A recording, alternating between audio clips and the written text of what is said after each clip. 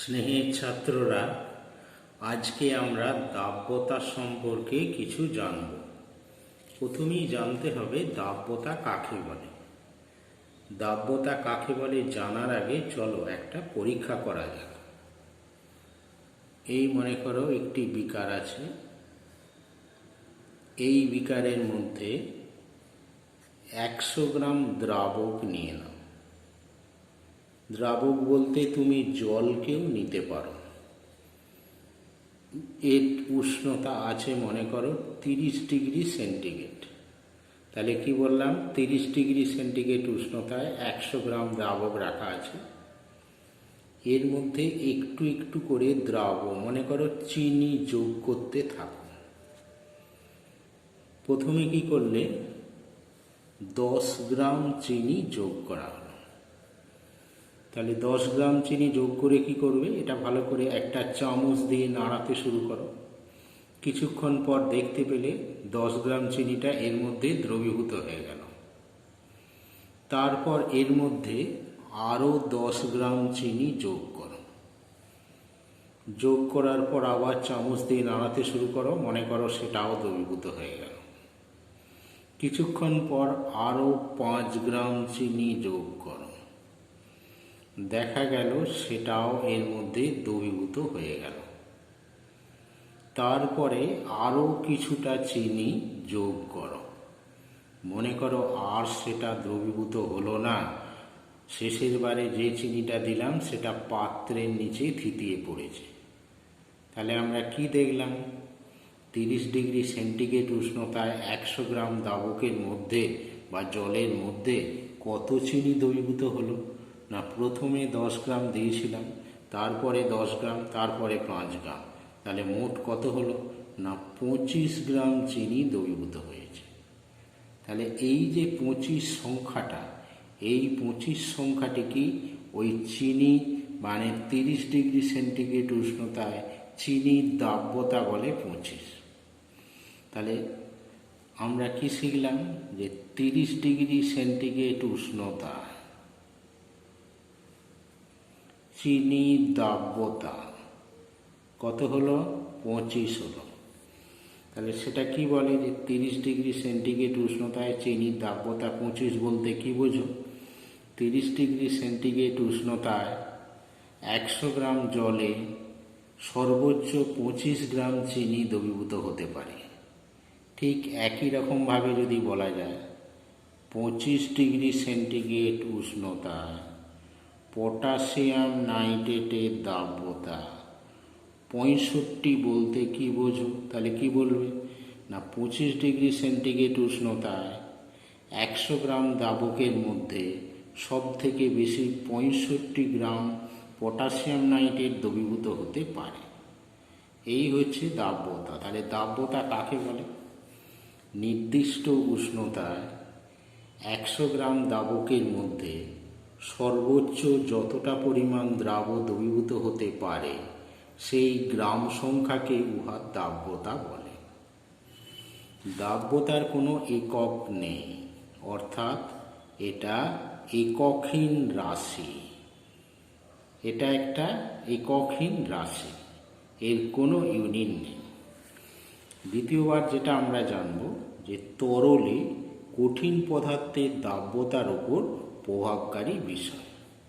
অর্থাৎ একটা তরল পদার্থের মধ্যে বা জলের মধ্যে একটা কঠিন পদার্থ কেমন করে দ্রবীভূত হতে পারে, কি ফিচার থাকলে কঠিন পদার্থটি তরলের মধ্যে বেশি করে দ্রবীভূত হবে বা কম করে দ্রবীভূত হবে, সেটা কি কি বিষয়ের উপর নির্ভর করে। প্রথমেই চলে এসো চাপের প্রভাব। অর্থাৎ কঠিন পদার্থটি তরলের মধ্যে দ্রবীভূত হওয়ার বিষয়ে চাপের ওপর সেরকম নির্ভর করে না। তাহলে কি শিখলে, তরলের মধ্যে কঠিন পদার্থটি দ্রবীভূত হওয়ার বিষয়ে চাপের ওপর সেরকম কোনো নির্ভর করে না। 2 নম্বর, উষ্ণতার প্রভাব। উষ্ণতার প্রভাবে কি মনে রাখবে, তরলের মধ্যে কঠিন দ্রাবকটি দ্রবীভূত হওয়ার বিষয়ে কিন্তু উষ্ণতার উপর দারুণভাবে নির্ভরশীল। বেশিরভাগ ক্ষেত্রেই লক্ষ্য করা যায় যে উষ্ণতা বাড়ালে বা বৃদ্ধি করলে কঠিন পদার্থটি বেশি করে দ্রবীভূত হয়। উষ্ণতার সঙ্গে কঠিন পদার্থটির দাব্যতা কিভাবে পরিবর্তিত হয় তা দাব্যতা লেখ থেকে বোঝা যায়। তাহলে দাব্যতা লেখ কাকে বলে? দাব্যতা লেখ হলো এইরকম, একটা অ্যাক্সিস কল্পনা করো, এইটা এক্স অ্যাক্সিস বরাবর উষ্ণতাকে ধরা হলো, ওয়াই অক্ষ বরাবর দাব্যতাকে ধরা হলো। বিভিন্ন উষ্ণতা দাব্যতা বিষয়ক কতগুলো বিন্দু পাওয়া যাবে। ওই বিন্দুগুলোকে যোগ করলে একটা লেখচিত্র পাওয়া যায়। কি পাওয়া যায়? একটা লেখচিত্র পাওয়া যায়। তাহলে কি বললাম? এক্স অক্ষ বরাবর উষ্ণতা, ওয়াই অক্ষ বরাবর দাব্যতা মনে করে বিভিন্ন উষ্ণতা দাব্যতা নির্দেশক বিন্দুগুলি স্থাপন করে যে লেখচিত্র পাওয়া যায় তাকে আমরা দাব্যতা লেখ বলে। এখন আমরা বিভিন্ন পদার্থের দাব্যতা লেখগুলো আঁকছি, এগুলো লক্ষ্য করো। এটা মনে করো এক্স অক্ষ, এই বরাবর কাকে রাখতে হবে? উষ্ণতাকে রাখতে হবে। আর এই বরাবর কাকে রাখবো? ওয়াই অক্ষ বরাবর কাকে রাখবো? দাব্যতাকে রাখবো। পটাশিয়াম নাইট্রেটের দাব্যতা লেখ ঠিক এই রকম চিত্র হয়। এটা কার? পটাশিয়াম নাইট্রেটের দাব্যতা লেখ। সোডিয়াম নাইট্রেটের দাব্যতা লেখ ঠিক এই রকম হয়, NaNO3। সোডিয়াম ক্লোরাইডের দাব্যতা লেখ ঠিক এই রকম হয়, এটা হচ্ছে সোডিয়াম ক্লোরাইডের দাব্যতা লেখ। গ্লোবাল লবণের দাব্যতা লেখ এই রকম হয়, এটা হচ্ছে গ্লোবাল লবণ। গ্লোবাল লবণের ফর্মুলা হলো NO2SO4 10H2O। আর ক্যালসিয়াম হাইড্রক্সাইডের দাব্যতা লেখ হচ্ছে এই রকম, এটা কার বললাম? CaOH হল2। তাহলে কি দেখতে পেলাম? কিছু কিছু পদার্থের দাব্যতা লেখ, যেমন পটাশিয়াম নাইট্রেটের দাব্যতা লেখ উষ্ণতা বৃদ্ধির সঙ্গে সঙ্গে দাব্যতা দ্রুত হারে বাড়তে থাকে। 2 নম্বরটা, কিছু কিছু পদার্থের দাব্যতা উষ্ণতা বৃদ্ধির সঙ্গে সঙ্গে দাব্যতা বাড়তে থাকে, অতটা পটাশিয়াম নাইট্রেটের মতো অতটা দ্রুত হারে না হলেও কিন্তু উষ্ণতা বৃদ্ধির সঙ্গে সঙ্গে দাব্যতা বাড়তে থাকে। কিছু কিছু পদার্থের দাব্যতা উষ্ণতা বৃদ্ধির সঙ্গে সঙ্গে দাব্যতা প্রায় একই থাকে, সেটা কার? সোডিয়াম ক্লোরাইডের দাব্যতা প্রায় একই থাকে। কিছু কিছু পদার্থের দাব্যতা উষ্ণতা বৃদ্ধির সাথে সাথে দাব্যতা কমতে থাকে, যেমন ক্যালসিয়াম হাইড্রক্সাইডের দাব্যতা উষ্ণতা বৃদ্ধির সাথে সাথে কমতে থাকে। কিছু কিছু পদার্থের দাব্যতা লেখ পিকুইলিয়ার নেচারের হয়, যেমন গ্লোবাল লবণ প্রথম দিকে বাড়তে থাকে, একটা সময় ম্যাক্সিমাম জায়গায় পৌঁছায়, তারপরে কিন্তু দাব্যতাটা আবার ধীরে ধীরে কমতে থাকে। যে উষ্ণতায় দাব্যতাটা ম্যাক্সিমাম হয়, এটা একটু মনে রাখবে, এটা হচ্ছে 32.38 ডিগ্রি সেন্টিগ্রেড। এই উষ্ণতায় দাব্যতাটা কি হয়? সর্বোচ্চ হয়। কেন হয়? মনে রাখবে, এখান থেকে এইটুকু দাব্যতা হচ্ছে Na2SO4 10H2O দাব্যতা লেখ। যেই 32.38 ডিগ্রি সেন্টিগ্রেডে পৌঁছায়, তারপর এর মধ্যে যে জলটা থাকে এই জলটা অপসারিত হয়, দিয়ে তখন এটা অনাদ্র সোডিয়াম সালফেট হয়ে গেল। তাহলে এখানটার দাব্যতা লেখটা কি? অনাদ্র সোডিয়াম সালফেটের দাব্যতা লেখ। অর্থাৎ গ্লোবাল লবণের টোটাল দাব্যতা লেখ হচ্ছে এইরকম। এবার আমরা জানব তরলে গ্যাসের দাব্যতার উপর প্রভাব। অর্থাৎ একটি তরল পদার্থের মধ্যে কোনো গ্যাস কিভাবে দ্রবীভূত হতে পারে, মানে তরল পদার্থ কী ফিচার থাকলে গ্যাসটি তরলের মধ্যে বেশি দ্রবীভূত হবে বা কম দ্রবীভূত হবে, সেটা কি কি বিষয়ের উপর নির্ভর করে। প্রথম হচ্ছে গ্যাসের প্রকৃতি, অর্থাৎ তরলের মধ্যে গ্যাসটি কতটা দ্রবীভূত হবে সেটা নির্ভর করবে গ্যাসের প্রকৃতির উপর। কিছু কিছু গ্যাস আছে তরলের মধ্যে প্রচুর পরিমাণে দ্রবীভূত হতে পারে, যেমন জলের মধ্যে অ্যামোনিয়া গ্যাস প্রচুর পরিমাণে দ্রবীভূত হয়। দেখা গেছে আবার কিছু কিছু পদার্থ জলের মধ্যে ততটা ভালো দ্রবীভূত হতে পারে না, যেমন জলের মধ্যে H2S গ্যাস খুব ভালো দ্রবীভূত হতে পারে না। সাধারণত দেখা গেছে যে সমস্ত পদার্থগুলো জলের মধ্যে দ্রবীভূত হয়ে আয়ন তৈরি করে তারাই কিন্তু জলের মধ্যে প্রচুর পরিমাণে দ্রবীভূত হতে পারে। যেমন অ্যামোনিয়া, কি বললাম, অ্যামোনিয়া জলের মধ্যে প্রচুর পরিমাণে দ্রবীভূত হয়। কারণটা কি? অ্যামোনিয়া জলে মিশে কি তৈরি করে না, একটা আয়ন তৈরি করে।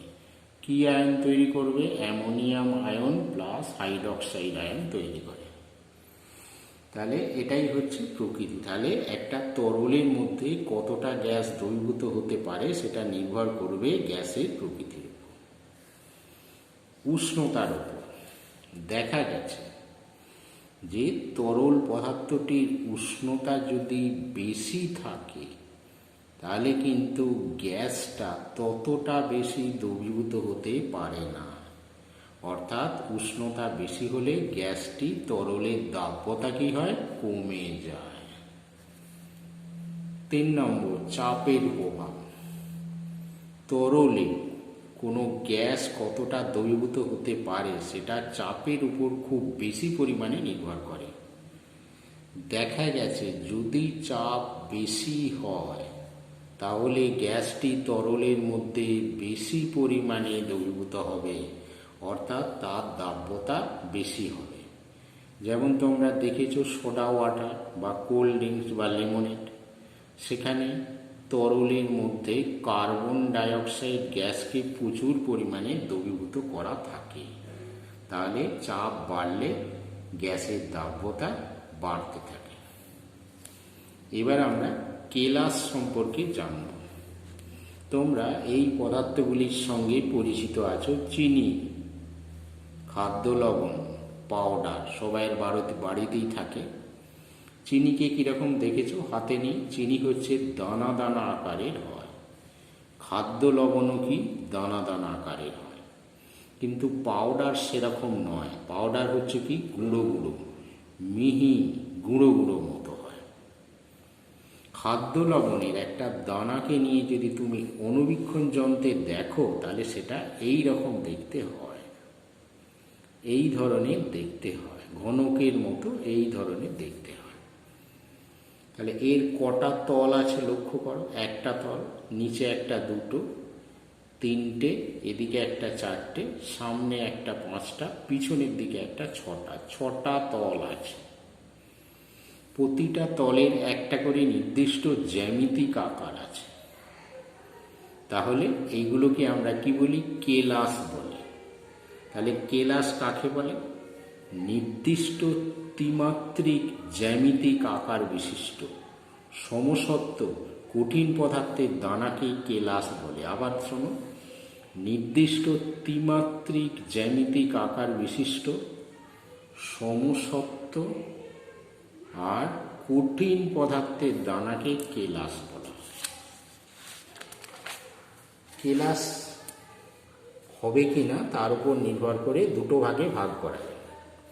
একটা হচ্ছে কেলাসাকার, যে সমস্ত পদার্থের নির্দিষ্ট জ্যামিতিক আকার আছে, নির্দিষ্ট জ্যামিতিক আকার আছে অর্থাৎ জ্যামিতিক আকার আছে অর্থাৎ যারা দানা দানা প্রকৃতির হয় সেগুলোকে আমরা কেলাসাকার পদার্থ বলা হয়। যেমন চিনি, খাদ্য লবণ, হীরক, এগুলো হচ্ছে কেলাসাকার পদার্থ।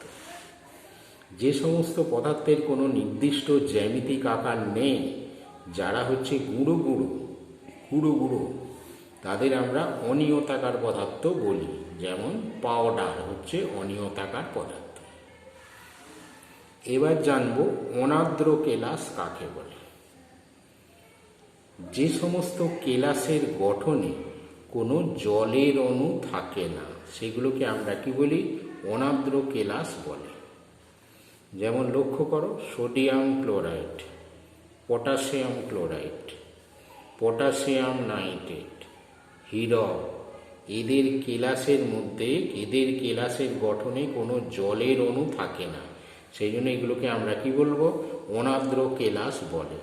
তাহলে যে সমস্ত কেলাসের গঠনে কোনো জলের অণু থাকে না তাদের আমরা অনার্দ্র কেলাস বলি। অনার্দ্র কেলাসের উল্টোটাই হলো শোধক কেলাস। কতগুলো পদার্থ আছে তাদের জলীয় দ্রবণ থেকে যখন কেলাসটা পাওয়া যায়, মানে জলীয় দ্রবণ থেকে কেলাসনের সময় দেখা যায় সেই পদার্থটি নির্দিষ্ট সংখ্যক জলের অণুর সঙ্গে, নির্দিষ্ট সংখ্যক জলের অণুর সঙ্গে যুক্ত হয়, যুক্ত হয়ে কেলাস গঠন করে। নির্দিষ্ট সংখ্যক জলের অণুর সঙ্গে যুক্ত হয়, যুক্ত হয়ে কেলাস গঠন করে। এদের আমরা কি বলি? শোধক কেলাস বলি। যেমনটা কি কপার সালফেট 5H2, কপার সালফেটের সঙ্গে দেখবে 5টা জলের অণু থাকে। FeSO4, এদের সঙ্গে 7টা জলের অণু থাকে। এই জলের অণুগুলোকে তুমি ইচ্ছে মতো লিখতে পারো না, 5টা তো 5টাই, তুমি 6টা লিখতে পারবে না। এখানে 7টা তো 7টাই, 8টা লেখা যাবে না। তাহলে কি হয়? কিছু কিছু পদার্থ জলীয় দ্রবণ থেকে কেলাসনের সময় এক বা একাধিক জলের অণুর সঙ্গে যুক্ত হয়। কেলাস গঠনের জন্য এই প্রয়োজনীয় সংখ্যক জলের অণুগুলোকে আমরা কি বলবো? না, শোধক কেলাস বলে। এখন কেলাস থেকে যখনই তুমি এই জলটাকে সরিয়ে দেবে, অপসারিত করবে, তাহলেই কিন্তু কেলাসের গঠন নষ্ট হয়ে যাবে। অতএব এই জলের অণুটা, এদের গঠন ঠিক রাখতে গেলে এটা কিন্তু দরকার। যেমন কপার সালফেট 5H2, এটা নীল বর্ণের কেলাসাকার হয়। যেই তুমি জলটাকে সরিয়ে দেবে সঙ্গে সঙ্গে আর নীল বর্ণটা থাকবে না, এটা কি হয়ে যাবে? বর্ণহীন হয়ে যাবে এবং এর গঠনও নষ্ট হয়ে যাবে। এবার আমরা দেখব কেলাসন কাকে বলে। That is crystallisation. What is crystallisation? যে পদ্ধতিতে কেলাস তৈরি হয়, তাহলে যে পদ্ধতিতে কেলাস তৈরি হয়, যে পদ্ধতিতে কেলাস তৈরি হয় তাকেই আমরা কি বলি? কেলাসন বলি। বিষয়টা একটু গুরুগম্ভীর হয়ে গেল। চলো একটা ঘটনা লক্ষ্য করা যায়। মনে করো তোমাদের বাড়িতে আজ গেস্ট আসবে বলে খবর আছে। তোমরা কি করেছো? গেস্ট এলে আমরা প্রথমে কি করি? শরবত দিই। প্রচুর পরিমাণ শরবত তৈরি করে রেখেছো। কি তৈরি করে রেখেছো? শরবত তৈরি করে রেখেছো। হঠাৎ খবর পাওয়া গেল গেস্ট আসছে না, তাহলে তুমি কি করবে? শরবতটা ফেলে দিলে তো চিনিগুলো নষ্ট হয়ে যাবে। খুব ভালো হয় এই শরবত থেকে যদি চিনিটাকে কোনো কারণে আলাদা করা যায়, তাহলে কিন্তু আমরা এই চিনিটা আর নষ্ট হয় না। তাহলে শরবত থেকে চিনিটা, দ্রবণ থেকে দ্রাবটা, শরবত হচ্ছে একটা দ্রবণ আর এখান থেকে দ্রবণ থেকে দ্রাবটাকে যে পদ্ধতিতে আলাদা করা হয় বা পৃথক করা হয় সেটাই হচ্ছে কেলাসন বলা হয়। কেলাসন মোটামুটি 3টে উপায়ে হয়। একটা, বাষ্পীভবন করি। কি করে? এই দ্রবণটাকে নেব, দ্রবণ মানে কি? শরবতটাকে নেব। শরবত থেকে চিনিটা কিভাবে আলাদা করা যায়? তোমরা বলবে সবাই এটা জানে, এ কিছুই ব্যাপার নয়। কি করবে? তাপ দেবে। বুনসেন বার্নারে বা বাড়িতে যে ওভেন আছে তাতে তাপ দাও। তাপ দিলে শরবত থেকে কি হয়? জলটা উড়ে চলে যাবে। কিছুক্ষণ পর কি হয়? পাত্রের মধ্যে চিনিগুলো পড়ে থাকবে, ওই চিনিটাই হচ্ছে দ্রাবক। তাহলে এটা হচ্ছে সব থেকে সহজ উপায় এবং পদ্ধতিটা মোটেই ভালো নয়। বৈজ্ঞানিক দিক দিয়ে দেখতে গেলে বাষ্পীভবন করেও দ্রবণ থেকে দ্রাবটাকে আলাদা করা যায়, কিন্তু পদ্ধতিটা মোটেই ভালো নয়। এবার চলে আসি শীতলীকরণ। শীতলীকরণ করে কি করে করবে? একটি বিকারে কিছুটা দ্রাবক নাও, দিয়ে একটা সম্পৃক্ত দ্রবণ তৈরি করো। কোনো দ্রাবের একটা সম্পৃক্ত দ্রবণ তৈরি করো। দ্রবণটির উষ্ণতা মনে করো 30 ডিগ্রি সেন্টিগ্রেড। তাহলে এই দ্রবণ থেকে দ্রাবটাকে আলাদা করতে হবে। কি করে করবে? এটাকে ঠান্ডা করতে শুরু করো। তার মানে এটাকে রেফ্রিজারেটরে ঢুকিয়ে দাও। ঢুকিয়ে দিলে কি হবে? টেম্পারেচারটা আস্তে আস্তে কমতে শুরু করবে। 30টা 20 হলো, 10 হলো, 5 হলো, 4 হলো। যত কমতে শুরু করবে দ্রাবগুলো পাত্রের নিচে কি হবে? থিতিয়ে পড়বে। এই হচ্ছে কেলাস তৈরির একটা উপায়। তবে মনে রাখবে, দ্রবণটাকে তাড়াতাড়ি ঠান্ডা করলে তাহলে কিন্তু যে দানাগুলো পাই, যে কেলাসগুলো পাই, সেগুলো খুব ছোট ছোট আকারের হয়, অর্থাৎ খুব একটা ভালো হয় না। কিন্তু যদি টেম্পারেচারটাকে ধীরে ধীরে কমানো যায় তাহলে কেলাসের আকারগুলো কি হয়? অনেকটাই বড় বড় আকারের হয়। 3 নম্বর পদ্ধতি হচ্ছে অধিবৃদ্ধি। এটা বৈজ্ঞানিকভাবে এটা খুবই ভালো পদ্ধতি। কি করে অধিবৃদ্ধি করা হয় লক্ষ্য করো। একটি বিকার নেওয়া হলো। এই বিকারে কোনো একটা পদার্থের সম্পৃক্ত দ্রবণ আছে। সম্পৃক্ত দ্রবণ আছে, হয়েছে? তাহলে মনে করো এখানে চিনির সম্পৃক্ত দ্রবণ আছে। এইবার এই দ্রবণের উষ্ণতা মনে করো 30 ডিগ্রি সেন্টিগ্রেড। দ্রবণটাকে আস্তে আস্তে ঠান্ডা, দ্রবণটা যখন আস্তে আস্তে ঠান্ডা হয়, মানে ধরো এটা 25 ডিগ্রি সেন্টিগ্রেড হয়, সেই অবস্থায় যা দ্রবণ তার একটি দ্রাবকে সুতো দিয়ে বেঁধে এর দ্রবণের মধ্যে ঝুলিয়ে দাও। তাহলে কি বললাম? 30 ডিগ্রি সেন্টিগ্রেড উষ্ণতায় একটা সম্পৃক্ত দ্রবণ রাখা আছে। দ্রবণটা যখন ধীরে ধীরে ঠান্ডা হতে শুরু করে, সেই অবস্থায় যা দ্রবণ তার একটা দ্রাবকে সুতো দিয়ে বেঁধে দ্রবণের মধ্যে ঝুলিয়ে দাও। কিছুক্ষণ পর দেখতে পাবে কি এই দ্রাবের মধ্যে, দ্রবণ থেকে দ্রাবের কণাগুলি আস্তে আস্তে এর মধ্যে জমে এর আকারটা ক্রমাগত বড় হচ্ছে, অর্থাৎ বৃদ্ধি হচ্ছে, গ্রোথ হচ্ছে। এটাকে আমরা কি বলি? অধিবৃদ্ধি বলা হয়। এই পদ্ধতিতে চিনি থেকে আমরা মিচড়ি তৈরি করি। তোমরা দেখেছো মিচড়ির সাইজ বেশ বড়। তাহলে সম্পৃক্ত দ্রবণ তৈরি করে চিনির দানাকে যদি বেঁধে ঝুলিয়ে দাও, আস্তে আস্তে বড় আকারের কেলাস তৈরি হবে বা মিচড়ি তৈরি হবে। যে পদার্থটা এখানে বেঁধে ঝুলিয়ে দেওয়া হলো সেটাকে আমরা কি বলি? সিড ক্রিস্টাল বলে, সিড ক্রিস্টাল বলা হয়। তা এই পদ্ধতিতে আমরা সম্পৃক্ত দ্রবণ থেকে বা কোনো দ্রবণ থেকে দ্রাবটাকে আলাদা করি। যেগুলো বললাম এগুলো একটু মন দিয়ে পড়বে, তাহলেই তোমরা বিষয়টা বুঝতে পারবে।